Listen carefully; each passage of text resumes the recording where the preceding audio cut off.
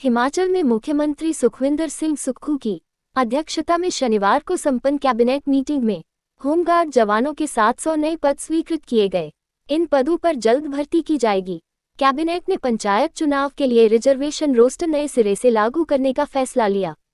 प्रदेश में इसी साल दिसंबर में पंचायत चुनाव होने हैं। ऐसे में इस बार रिजर्वेशन रोस्टर 2025 को बेस ईयर मानते हुए तय होगा। कैबिनेट ने real estate regulatory authority RERA office को शिमला से धर्मशाला शिफ्ट करने की मंजूरी प्रदान की। शिमला शहर में आबादी के बढ़ते दबाव को कम करने के लिए सरकार कुछ दफ्तर शिमला से धर्मशाला या प्रदेश के दूसरे स्थानों को शिफ्ट कर रही है। इससे पहले वन विभाग के वन्य प्राणी विंग का दफ्तर शिफ्ट करने की कैबिनेट की मंजूरी के बाद सरकार ने नोटिफिकेशन भी जारी कर दी है।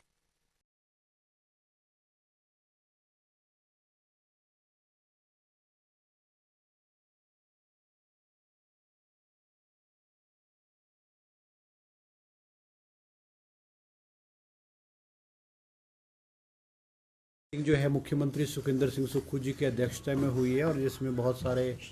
फैसले जो है आज कैबिनेट ने लिए हैं। ये कैबिनेट मीटिंग लगभग कोई 4 घंटे के करीब चली है और कोई 2 दर्जन से अधिक जो है अलग अलग जो है एजेंडाज थे जिन पे विस्तृत रूप से जो है वो चर्चा हुई है। सबसे अहम फैसला जो हुआ है वो कैबिनेट ने आज 700 पोस्टें जो है होमगार्ड्स की जो है वो नई स्वीकृत की है, ताकि हमारे जो होमगार्ड में लगे हुए जवान हैं उनको जो है वो ज़्यादा जो है इन टर्म्स ऑफ डेज जो है ज़्यादा मिले। और आज कैबिनेट ने ये भी फैसला किया है कि हमारे जो हॉस्पिटल्स हैं, हमारे सरकारी हॉस्पिटल्स हैं, विशेष करके मेडिकल कॉलेजेस हैं और हमारे जो पावर प्रोजेक्ट्स हैं जहाँ पे प्राइवेट सिक्योरिटी हायर की गई है वहाँ पे जो है होमगार्ड्स के लोगों की जो है सेवाएं ली जाएंगी, ताकि जो जॉब की अपॉर्चुनिटीज़ हैं हमारे होमगार्ड के जवान्स को जो ज़्यादा मिले। और 700 पोस्टें जो है होमगार्ड के जवान्स की जो है आज कैबिनेट ने सैंक्शन की है। इसके साथ ही जो है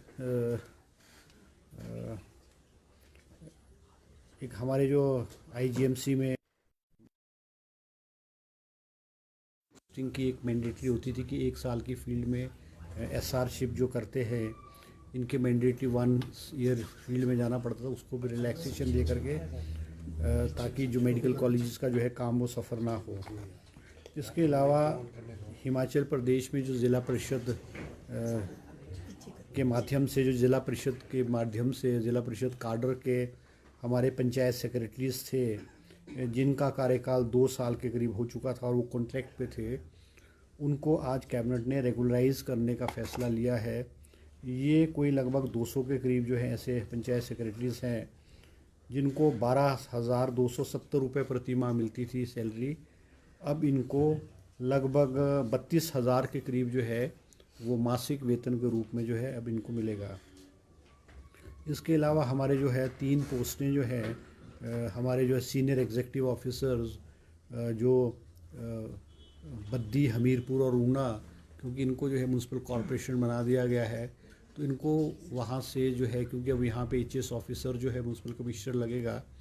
तो इन पोस्टों को वहाँ से चेंज करके हमारे जो बड़े बड़े म्यूनसिपल कमिटीज़ हैं जैसे पोंटा है, चंबा है और पपरोला है, ये बड़े बड़े एमसीज़ में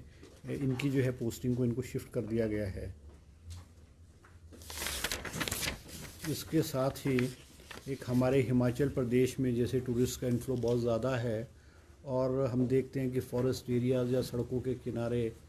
पानी की बोतल है, केन्स हैं, जूसेस के केन्स हैं या चिप्स के पैकेट हैं, इस प्लास्टिक जो है वो बहुत फेंके टूरिस्ट आकर के फेंक देते हैं। तो सरकार ने जो है एक नई स्कीम चलाई है, Himachal Pradesh deposit refund scheme 2025 to manage and reduce the non biodegradable waste through a structured deposit refund mechanism. ये स्कीम है, इसमें हम जो है वो एक चार्ज करेंगे उसको और उस पर क्यू कोड लग जाएगा, जो भी होगा QR कोड होगा, जो जैसे चिप्स का पैकेट है या हमारा जो केन है या कोई पानी की बोतल है, और वो हम जब वो जैसे पार्क्स में जाते हैं, कोई ऐसी जगहों में जाते हैं, लोग क्या करते हैं, बाहर ले लेंगे और परचेज उसको यूज़ करने के बाद वहीं फेंक देते हैं। तो एक नॉमिनल सी फीस जो है उस पर जो डिपॉजिट उनको वहाँ फेंकनी पड़ेगी, और वो जो अमाउंट जो है एक चार्जेबल अमाउंट होगा वो रिफंडेबल हो जाएगा। तो इसलिए कि ताकि हमारा जो पर्यावरण है उसको जो है वो बचाया जा सकता है। और ये एक्सपेरिमेंटल बेसिस पे भी स्कीम जो है एक आधे स्थान पे किसी टूरिस्ट प्लेस पे जहाँ पे इन्फ्लो ऑफ गया है। इसके अलावा जो है सोलन ज़िले में हमारे जो हमारे बद्दी में हमारे जो है नया शिक्षा खंड कार्यालय खोलने का भी फैसला कैबिनेट ने लिया है, क्योंकि इस दून विधानसभा के बद्दी के बहुत सारे स्कूल जो हैं रामशहर ब्लॉक में हुआ करते थे। रामशहर से स्कूल्स कट करके नए हमारे block primary education office Baddi में जो है वो शिफ्ट किया जाएगा। इसके अलावा जो है हमारा जो कुछ एरियाज़ जो है म्यूनसिपल कॉरपोरेशन ऊना में जो है इंक्लूड करने के लिए जो है कि जो एडजॉइनिंग एरियाज़ थे कि म्यूनसिपल कॉरपोरेशन एरिया ऊना में इनको ऐड किया जाए, आज कैबिनेट ने उनको जो है इंक्लूड किया गया है। एक और अहम फैसला, क्योंकि दिसंबर के महीने में हमारे जो पंचायती राज इंस्टीट्यूशंस हैं, चाहे पंचायत है, बीडी पंचायत समिति है, ज़िला परिषद है, उनका कार्यकाल जो है वो 2025 दिसंबर में जो है वो पूरा हो जाएगा। और क्योंकि रिजर्वेशन का रोस्टर जो है वो 6 महीने पहले जो है उसको डिसाइड करना होता है कि वो रिजर्वेशन का रोस्टर चेंज होगा क्या नहीं होगा। और अमूमन ये जो है रिजर्वेशन का रोस्टर है हर 15 साल बाद जो है वो चेंज होता है, मतलब 3 बार रिजर्वेशन का रोस्टर होता है। जैसे पूर्व में 2010 में 2015 में वो रोस्टर लगा, तो अब नए सिरे से जो है वो 2025 के पंचायत चुनाव में रिजर्वेशन का रोस्टर जो है वो नए सिरे से नए तरीके से जो है वो लागू किया जाएगा। इसके अलावा जो है हमारे जो पंचायत ब्लॉक्स हैं, हमारे 4 ब्लॉक्स हैं जो कि सुला है, भड़वाना है, लंबा गांव है और भोरंज है। इसमें भी जो है क्योंकि कई चुनाव क्षेत्र में जो है वो पंचायत जो है वो 2-2 ब्लॉक्स में थी, तो इन चारों क्षेत्रों से जो है मांग थी कि भाई पंचायत को ब्लॉक्स को रीऑर्गेनाइज़ किया जाए, और जो पंचायत की सुविधा के अनुसार जिस ब्लॉक में जाना चाहती थी वो प्रपोज़ल आरडी डिपार्टमेंट को आया और कैबिनेट के समक्ष आज जो है वो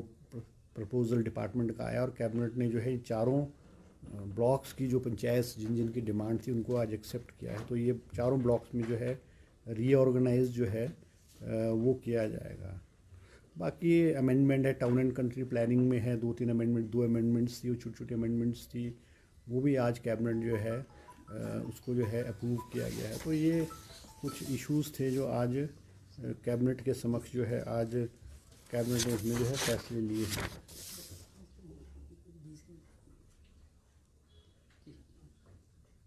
यही है आज कैबिनेट के फैसले। शुल्क लिया जाएगा, देखो शुल्क नहीं, जो ऐसा ना शुल्क है बड़ा नॉमिनल सा शुल्क होगा, वो इसलिए रिफंडेबल होगा वो शुल्क, वो ऐसा नहीं होगा जैसे उसमें QR कोड होगा, जैसे या वो केन्स हैं या वाटर बॉटल्स हैं, बिस्लरी की वाटर बॉटल्स हैं, उन पे QR कोड लगाया जाएगा, और वो दुकान में ही एक जो है रिफंडेबल एक जो नॉमिनल जैसे चार्ज ले लिया जाएगा। चार्ज अभी डिसाइड नहीं हुआ है, मतलब it is this scheme will be on an experimental basis.